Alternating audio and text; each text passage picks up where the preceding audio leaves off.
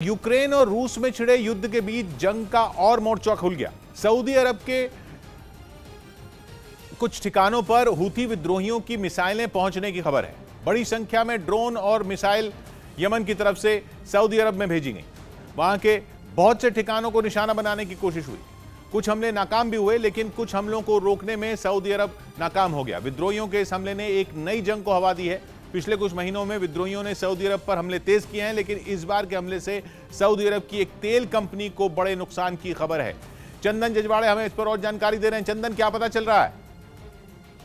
जी किशोर, देखिए, हूथी विद्रोहियों ने शनिवार रात से लेकर के रविवार तक सऊदी अरेबिया पर ड्रोन और मिसाइल से हमले किए हैं। ये एक गंभीर मामला, क्योंकि दुनिया एक तरफ फिक्रमंद है रूस यूक्रेन युद्ध को लेकर के, वहीं हूथी विद्रोही नए सिरे से हमला कर रहे हैं और मिसाइल और ड्रोन का इस्तेमाल करना निश्चित तौर पर गंभीर बात है। क्योंकि एक तरफ यमन सरकार के साथ सऊदी अरेबिया हो, यूएई हो या बहरीन हो, ये सरकारें खड़ी हैं। साथ ही साथ अमेरिका और ब्रिटेन भी संयुक्त सेना के साथ खड़ी है। लेकिन जिस तरह का हमला हुआ है वो मामला इतना बड़ा है कि अगर अमेरिका और ब्रिटेन भी इसमें हूथी विद्रोहियों के खिलाफ शामिल हो जाते हैं तो ये लड़ाई बड़ी हो सकती है।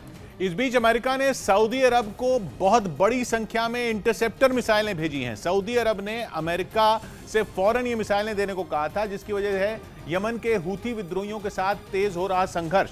एक बार फिर सऊदी अरब पर विद्रोहियों ने अहम ठिकानों पर हमले किए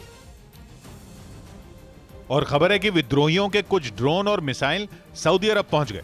सऊदी अरब की सबसे बड़ी तेल कंपनी अरामको के ठिकानों को निशाना बनाए जाने की खबर है। विद्रोहियों के हमलों की चपेट में कुछ गाड़ियां और मकान भी आ गए। पिछले कुछ महीनों में हूथी विद्रोहियों के हमले कई गुना बढ़े हैं। यमन से हो रहे कई हमलों में तो मिसाइलों को हवा में ही नष्ट किए जाने की भी खबरें आई। दावा किया जा रहा है कि पिछले 2 दिन में ही यमन की तरफ से दर्जनों ड्रोन और मिसाइलें सऊदी अरब की तरफ भेजी गईं। ज्यादातर को हवा में ही नष्ट कर दिया गया, लेकिन कुछ मिसाइलें निशानों तक पहुंच गई, जिसके बाद हूथी विद्रोहियों ने दावा किया कि उनका हमला कामयाब रहा। इन्हीं हमलों के बाद सऊदी अरब ने अमेरिका से हवाई सुरक्षा को मजबूत करने के लिए मदद मांगी, जिसके बाद अमेरिका ने Patriot anti missile interceptor Saudi Arab को देने का ऐलान किया। यह ऐसा मिसाइल सिस्टम है जो आसमान से आ रहे खतरों का पता लगाने के बाद उन्हें हवा में ही नष्ट कर सकता है।